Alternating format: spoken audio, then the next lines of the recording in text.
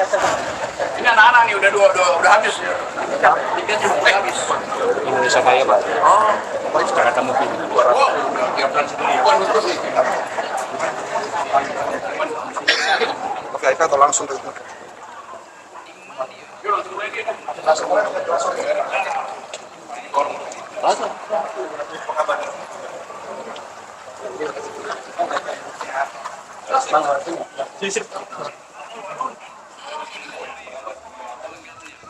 Mereka. Oke, ada pertanyaan?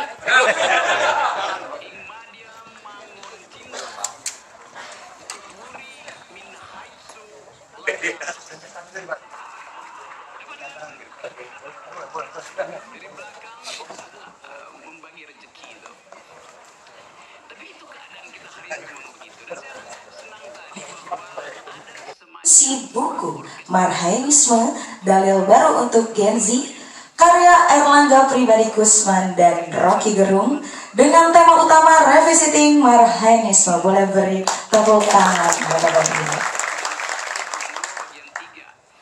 Yang terhormat Gubernur DKI Jakarta Bapak Pramono Anung Wibowo, yang kami hormati dan muliakan para tokoh bangsa, jajaran pejabat pemerintahan, perwakilan akademisi Jakarta, dan juga terima kasih atas persembahan yang sangat membakar semangat kita pada siang hari ini.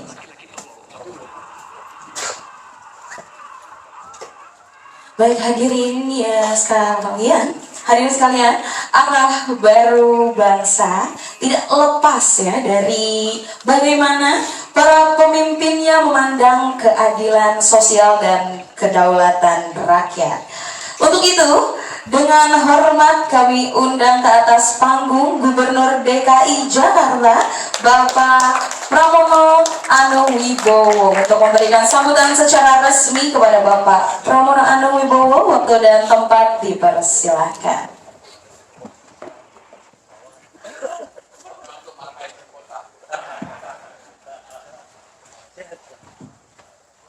Assalamualaikum warahmatullahi wabarakatuh. Salam sejahtera bagi kita semuanya. Om Swastiastu, Namo Buddhaya, salam kebajikan. Yang sungguh saya hormati penulis buku, Bung, saya duluan Rocky Gerung dulu, saya nggak mau ada duluan. Bung Rocky Gerung dan Pak Erlangga Pribadi Kusman. Kenapa saya Rocky Gerung duluan, nanti saya cerita. Bapak Ibu saudara-saudara sekalian, Pak Jumur Hidayat, Pak Menteri LH, Bapak Ibu saudara-saudara sekalian,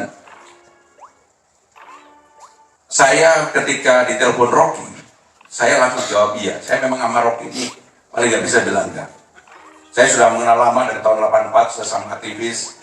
Dia tukang diskusi, saya orang lapangan yang memimpin aksi. Pak Jumur ini sama dengan saya yang memimpin aksi di lapangan. Bahkan ketika tahun 86 belum ada yang bisa masuk ke DPR RI, saya pada waktu itu ada Pak Jumur juga, saya sebagai ketua demonstrannya.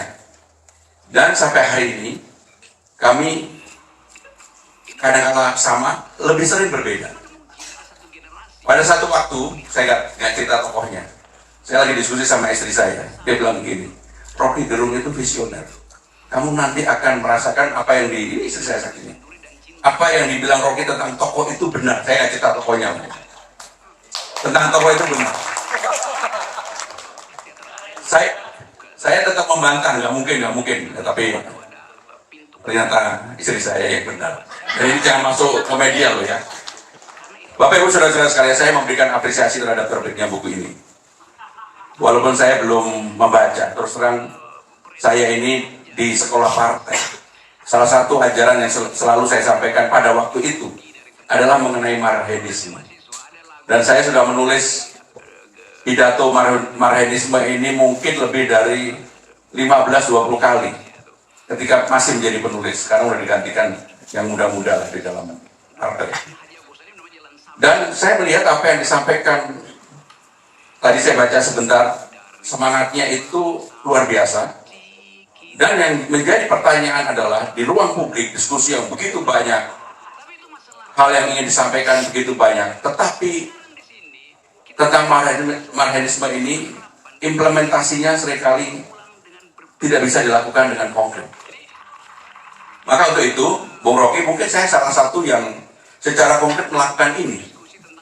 Kenapa saya memutuskan ketika masih di awal-awal di balai kota bahwa ada 3 yang tidak boleh berubah, bahkan harus ditambah, bahkan harus menjadi lebih masif. 1, berkaitan dengan kesehatan. Nggak boleh dipotong, bahkan budget untuk kesehatan di Jakarta ini, hampir semuanya yang berkaitan dengan kesehatan di Jakarta ini kan gratis bagi warga Jakarta. Kita punya 31 rumah sakit, 44 puskesmas, 292 pembantu puskesmas, dan semuanya ini bagi masyarakat Jakarta bisa kapan saja memanfaatkan itu. Yang kedua adalah hal yang berkaitan dengan pendidikan. Ada yang namanya Kartu Jakarta Pintar, Kartu Jakarta Sehat, pemutihan ijazah. Jakarta sekarang ini, Bung Rocky, Pak Menteri, menyalurkan 707.477 beasiswa untuk pelajar dari SD, SMP, SMA. Sedangkan untuk perguruan tinggi, kita menyalurkan 15.825 mahasiswa untuk S1 dan sekarang mulai untuk S2 dan S3 kami perbolehkan. Dan mulai tahun depan ini, bagi keluarga yang tidak mampu, keluarga yang tidak beruntung, yang mungkin dulu tidak pernah bermimpi bisa sekolah di luar negeri, kami akan punya LPDP. Dan sekarang sudah mendapatkan persetujuan budgetnya. Kami bekerja sama dengan LPDP Pusat. Jakarta akan mengolah kurang lebih 50 sampai dengan 75 anak yang tidak mampu yang diizinkan untuk sekolah di luar negeri. Tentunya ini muncul karena sesuatu yang inherent dalam diri saya, memandang tentang persoalan lapangan di Jakarta. Nah, yang saya gembira dan saya terkejut terus terang, kemarin saya datang ke sekolah rakyat di Jakarta Selatan. Sekolah yang digagas oleh Bapak Presiden Pak Prabowo Subianto. Mengumpulkan anak gelandangan, anak tidak mampu, dari keluarga yang broken, putus sekolah, dan sebagainya. Sekarang ini sudah tertampung kurang lebih di Jakarta Selatan 100. Dan dari 100 itu 90 mendapatkan beasiswa dari pemerintah DKI Jakarta. Tetapi fasilitas dan semangatnya luar biasa. Saya harus menyampaikan ini luar biasa, dan inilah yang sebenarnya roh dari Marhenisme yang sebenarnya, mengangkat orang yang dari betul-betul bukan siapa-siapa, kaum paling bawah, kemudian menjadi punya harapan. Yang paling utama dan terutama, mereka kemudian wajah-wajahnya itu wajah-wajah yang penuh harapan. Di Jakarta sendiri sekarang sudah teralokasi 480 mahasiswa, mulai dari SD, SMP, SMA. Fasilitasnya luar biasa. Dan yang membuat saya surprise adalah mereka bisa berbahasa Inggris, bahasa Arab, kemudian bahasa Cina diajarin. Yang saya sempat berdialog dengan beberapa siswanya, kok kamu akhirnya bisa dari mana? Yang diajarkan salah satunya adalah semangat. Seperti yang diajarkan Bung Karno tentang Marhenisme untuk bisa mengangkat derajat seseorang dari yang lapisan terbawah. Karena itu maka Jakarta langsung saya memutuskan untuk minta untuk Jakarta tambah 1.000 siswa, dan kami akan menyiapkan boarding school sekolahnya, nanti pendidikan pembelajarannya oleh pemerintah pusat.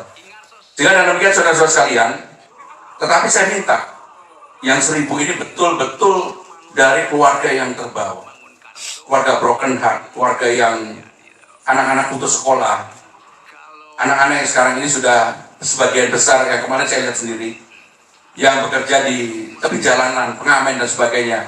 Sekarang mereka, yang saya kaget Bung Rocky, benar-benar mereka bisa bahasa Inggris, mereka bisa bahasa Arab, mereka bisa bahasa Cina. Dan wajahnya adalah wajah-wajah yang berubah.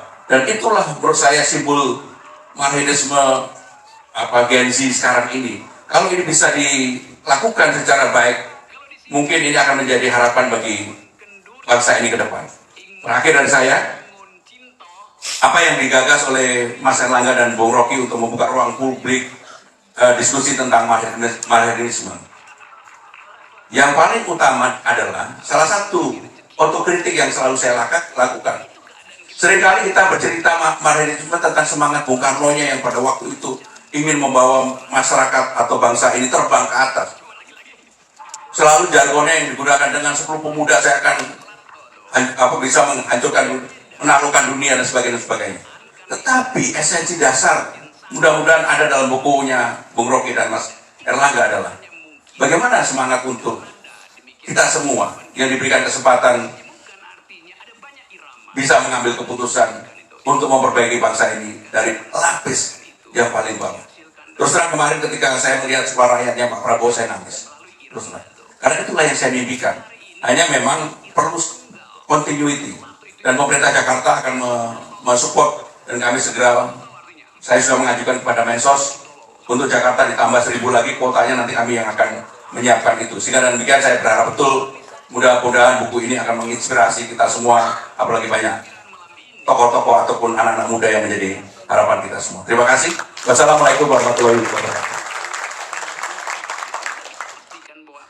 Ini Bung silakan. Saya tadi mau berdiri, tapi saya nggak suka disuruh-suruh. Oke Bung, silakan menyambung Mas Angga. Bung Angga, cuma saya menyoroti bahwa Bung, ada bagian di bagian 6 itu perihal Sarinah. Bagaimana kemudian itu bisa dijelaskan feminisme dengan Sarinah? Karena Bung Rocky 10 tahun yang lalu mengatakan feminisme is justice. Silakan Bung Rocky. Kan kamu bagus tentang yang saya ucapkan itu saya. Ya 10 tahun lalu saya ucapkan bahwa feminisme itu is a kind of politics. Demikian juga mekanisme. Jadi betul kalimat terakhir dari sang penulis atau kami yang menulis yang mengatakan jalan politik. Jalan politik artinya upaya untuk menerobos kegelisahan. Politik memberi kepastian, tapi tidak memberi keselamatan. Yang memberi keselamatan itu agama. Tetapi fungsi agama dan politik sama, menerobos kegelisahan. Kalau Anda beragama, Anda menerobos kegelisahan, tidak karena dapat MBG atau lagi nunggu LPDP, Anda menerobos kegelisahanmu dengan doa. Politik hanya bisa diterobos dengan energi ideologi yang bedanya. Jadi berdoa dan berideologi sama. Dua-duanya keinginan, kejujuran, dan kehendak untuk pindah dari situasi starvation ke situasi salvation. Kira-kira dari starvation bahasa Indonesia apa ya? Kelaparan ide, kelaparan moral, kelaparan akal, pindah pada salvation, penyelamatan ide, penyelamatan moral, penyelamatan akal. Antara itu namanya jalan politik tadi yang diterangkan oleh jalan politik, jalan untuk keluar dari starvation, pergi pada salvation. Kita sebut dengan istilah lain, ada politics of hope, yaitu salvation, yang dibayangkan oleh Gen Z. Ada politics of memory, yaitu starvation. Bahwa kita pernah dijajah, itu starvation. Bahwa kita hari ini disparitasnya tinggi sekali, itu starvation. Bahwa sebagian besar anak muda itu mengikuti seniornya untuk jadi kandidat, kan dari mana tidak mendengar. Kekurangan value, starvation dalam value itu. Jadi kalau kita mau bawa masalah ini jadi jalan politik, pilihannya dua. Untuk keluar dari starvation, pergi pada salvation, anak muda bisa pilih dua jalan. Jalan artificial intelligence atau jalan ideologi. Artificial intelligence menawarkan seluruh macam jenis salvation. Dia bisa mengolah seluruh problem untuk merangkan starvation-nya itu karena pemimpinnya ngaco 10 tahun yang lalu. Starvation terjadi karena Selat Hormuz. Jadi semacam siratul mustaqim untuk menguji siapa yang bisa lolos dari situ. Tetapi politik selalu punya jalan ideologi, dan pemimpin hanya diuji teguhkah dia pada jalan ideologi itu. Gen Z sekarang digoda dari starvation ke salvation, dari politics of memory pergi pada politics of hope. Antara starvation dan salvation, di tengahnya ada godaan staycation.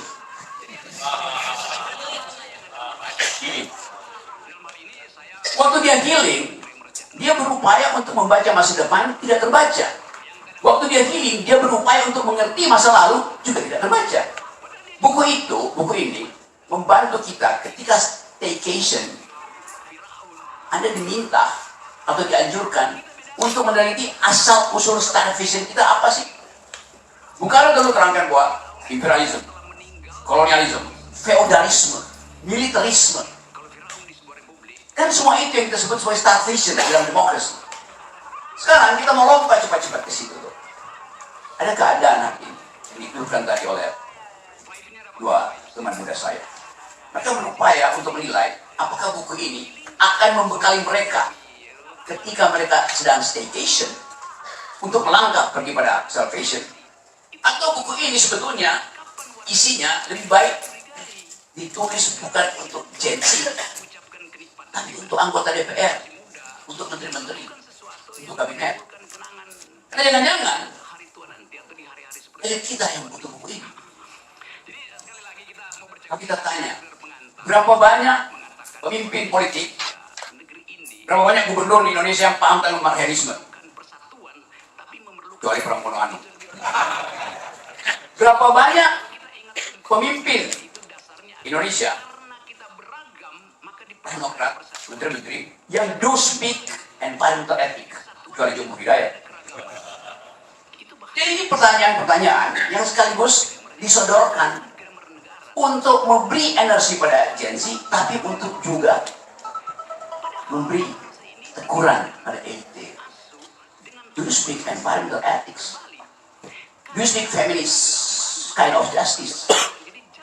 Do you speak global security? Do you speak human solidarity? Kan itu semua yang merupakan grammar, a new kind of grammar dalam percakapan global. Syukur saya tahu dia baru pulang dari London, Inggris. Dia bertemu dengan Raja Charles. Dia ketemu dengan Sekjen PBB. Dia ketemu dengan menteri-menteri dari Partai Buruh Inggris. Dengan mudah kita tahu bertemu di situ artinya they do speak feminism, environmental ethics, global security, human solidarity. Begitu dia balik ke Indonesia, dia bertemu kembali dengan situasi di mana starvation itu menguasai isu publik. MBG, perumahan, koperasi, sama.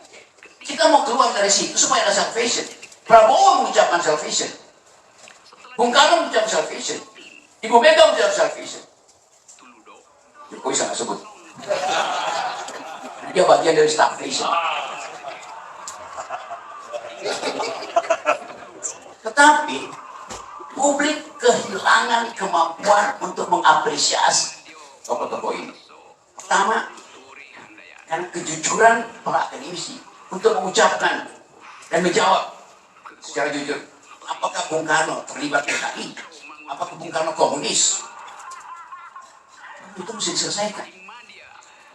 Kalau kita coba menduga, buku ini pasti ya orang akan ini warna merah, ini pasti PIP.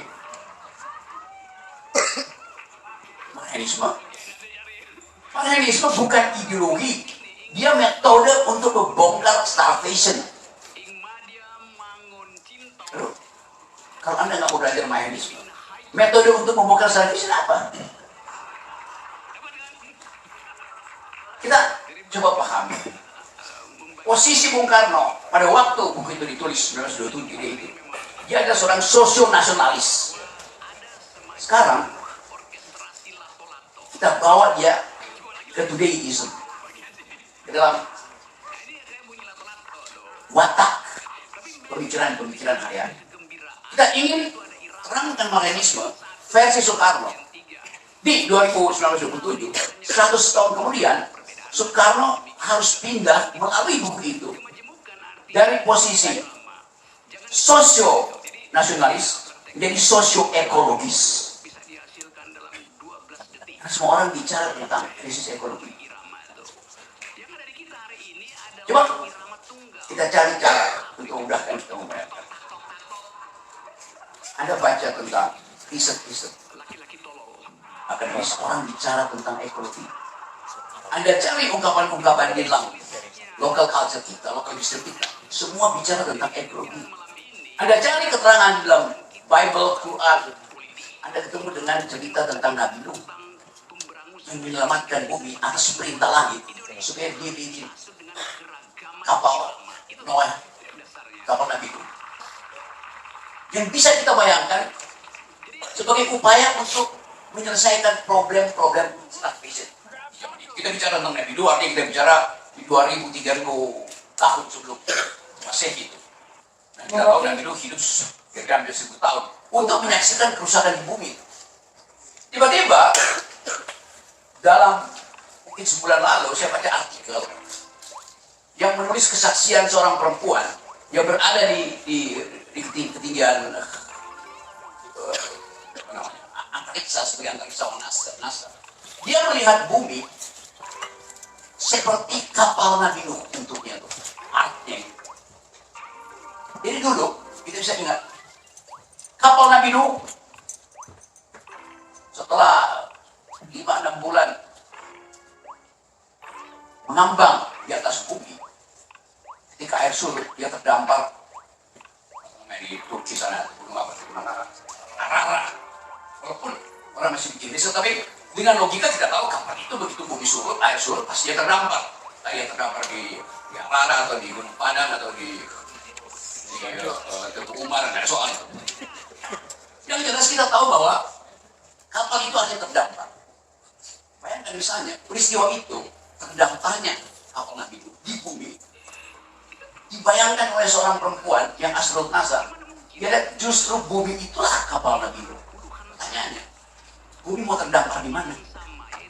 Satu pertanyaan filosofi ekologis yang bahkan membuat kita kembali mencari cara supaya bumi ini punya tempat terdampar. Persoalannya, terdampar di mana?